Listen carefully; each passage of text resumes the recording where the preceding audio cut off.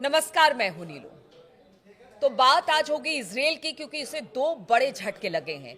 एक तो हूती की तरफ से हमला हुआ इजराइल पर, और दूसरा कहा यह जा रहा है कि जिस हमास के खात्मे के लिए लगातार इजराइल प्रयास कर रहा है, अब बताया जा रहा है कि उस हमास ने बहुत सारे लड़ाके अपॉइंट किए हैं। अब इसमें कितनी सच्चाई है, क्या कुछ खबर इसे लेकर निकलकर सामने आ रही है, बातचीत करने के लिए मयंक मेरे साथ जुड़ गए हैं। मयंक, दो झटकों की बात हो रही है। देखिए, जो इजराइल है वो तो लगातार हमले कर ही रहा है, हमने देखा कि गजा में, लेकिन अब ये कहा जा रहा है कि हमास ने कुछ लड़ाके रखे हैं, और उनकी तादाद कितनी है। और दूसरा, हूती के हमले के बारे में बताइए, जो लेटेस्ट हमला हुआ है। देखिए, पहले हम हूती के हमले की बात करें और अपने दर्शकों को हम बताना चाहेंगे कि ये हूती का लेटेस्ट हमला है। हम किसी पुराने हमले की बात नहीं कर रहे। अक्सर लोग इस बात को लेकर कंफ्यूज हो जाते हैं कि हम किसी पुराने हमले की बात तो नहीं कर रहे। ये लेटेस्ट हमला है और कहा जा रहा है कि ये सोमवार को, मतलब 24 घंटे पहले ही ये हमला हुआ है।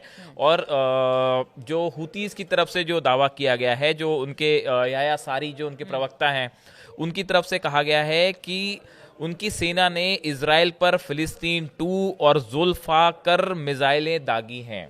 और इन मिसाइलों से उनका दावा है कि इजराइल को बड़ा नुकसान हुआ है। हालांकि इजराइल का कहना ऐसा है कि जो एरो डिफेंस सिस्टम है उसने इस मिसाइल को रोक लिया। अब देखिए, जो याया सारी हैं, प्रवक्ता जो हैं हुतीस के, उनकी तरफ से जो बात कही गई कि सोमवार को यमनी सशस्त्र सेना ने इजराइल के खिलाफ एक ऑपरेशन किया। इस ऑपरेशन में हाइपरसोनिक और बैलिस्टिक मिसाइलों के अलावा ड्रोन का भी इस्तेमाल किया गया है। तो जो हुतीज की तरफ से कहा जा रहा है कि हमने 2 हाइपरसोनिक मिसाइल्स फायर की हैं इजराइल पर, और ड्रोन से भी निशाना बनाया गया, यानी कि 3 अलग अलग ठिकानों पर हुतीज की तरफ से हमले किए गए हैं। अब देखिए, इनका जो बयान आया है हुतीज की तरफ से, अगर उसको समझने की कोशिश की जाए या उनके दावे को अगर हम एनालाइज करें, तो इनका कहना ऐसा है कि देखिए, 2 बैलिस्टिक मिसाइल्स का इन्होंने नाम लिया, फिलिस्तीन 2 और जुल्फाकर। ये 2 मिसाइल्स जो है फायर की गई। अब ये कौन से एरिया में फायर की गई हैं? एक तो अशदोद इलाका है, अशदोद इलाके का मीचा एयर बेस है। अब देखिए, टारगेट कहां पे हो रहा है हुतीस का। पहला टारगेट हुआ मीचा एयरबेस पर, और दूसरी मिसाइल जो है वो याफा के बेन गुरियन एयरपोर्ट को निशाना बनाया गया।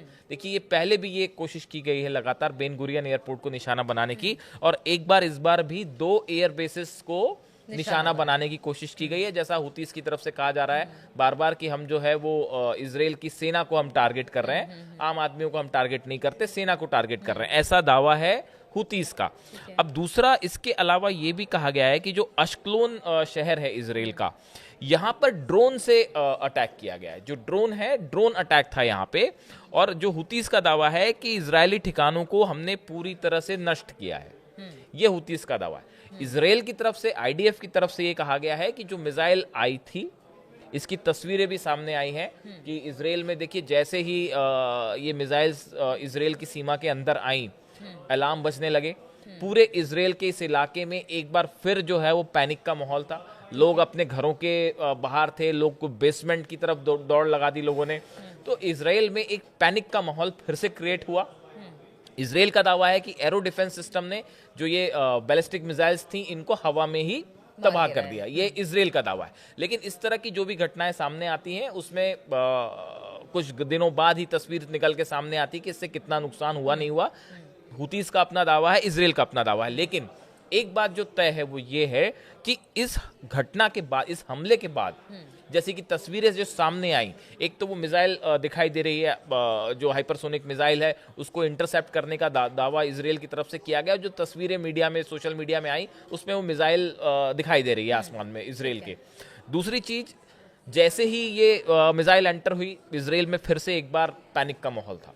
लोग डरे हुए हैं वहां पे कि कब, कहां पे, कैसे हमला हो जाए, इसको लेकर। तो इजराइल अपने आप में जो है एक बड़ा खौफ का माहौल है। दूसरी तरफ देखिए कि हुतीज ने एक और बड़ा दावा किया है। हुतीज का कहना ऐसा है कि हमने एक और अमेरिकी ड्रोन MQ-9 जो रिपर ड्रोन है, उस एक और ड्रोन को मार गिराया है रेड सी में।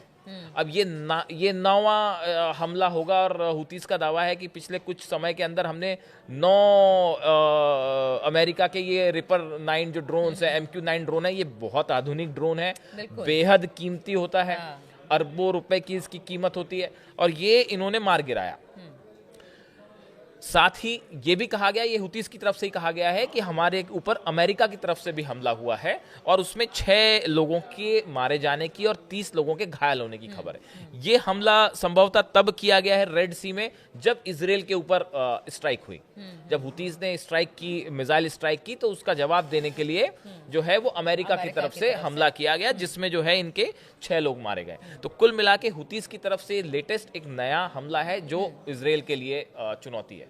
दूसरा आपका सवाल था कि हमास वाला, तो देखिए हमास को लेके लगातार इस तरह की खबरें आ रही थी, जैसा आप ही ने कहा कि भाई हमास अब खत्म है, हमास के जो है वो लड़ाके खत्म हो चुके हैं या सरेंडर करने के मूड में है। लेकिन एक नई खबर आई है जो कि बेहद चौंकाने वाली खबर है और इजराइल की तरफ से भी, इजराइल आईडीएफ की तरफ से भी इस तरह की खबरें सामने आ रही हैं कि करीब 40,000 के आसपास नए लड़ाके हमास में शामिल हो गए या शामिल होने की प्रोसेस में।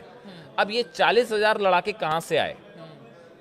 ये वो लड़ाके हैं जो इंटरनेशनल मीडिया जिसकी बात कर रहा है कि इजराइल के हमलों में जो परिवार तबाह हुए हैं, जिनके परिवार के सदस्य मारे गए हैं, वो वापस उनके जो युवा सदस्य हैं, उस परिवार के ही जो लोग हैं, अब वो इजराइल से बदला लेना चाहते हैं। और बड़ी संख्या में ऐसे युवा हैं इजराइल के गाजा में रहने वाले, जो कि इजराइल के हमलों से बहुत परेशान होकर उनमें एक जबरदस्त गुस्सा है और वो अब हमास को ज्वाइन करना चाहते हैं। देखिए हमने बीच में चर्चा की थी कि इस तरह की खबरें आई कि हमास के खिलाफ प्रदर्शन हो रहा है और लोग हमास, लेकिन वो बहुत ही छोटे स्तर का प्रदर्शन था।